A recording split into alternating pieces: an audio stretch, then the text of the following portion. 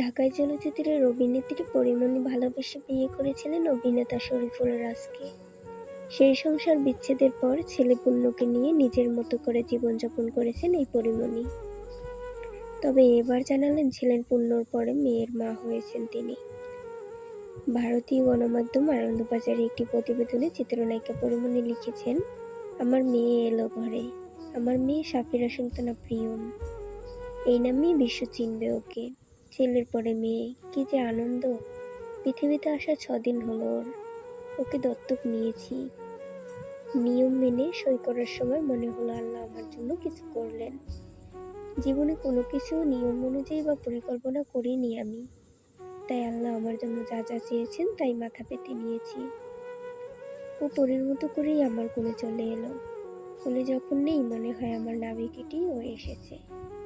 ওর ছবি এখন দিচ্ছি না, কেউ রাগ করবেন না প্লিজ। মা তো আর কিছুদিন যাক।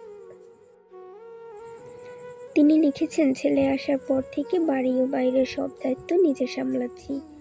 কি করে যে পারি, ছবির কাজ একটানা করতে পারছি না, কিন্তু আমাকে তো এবার আরও কাজ করতে হবে ছেলে আর মেয়ের জন্য।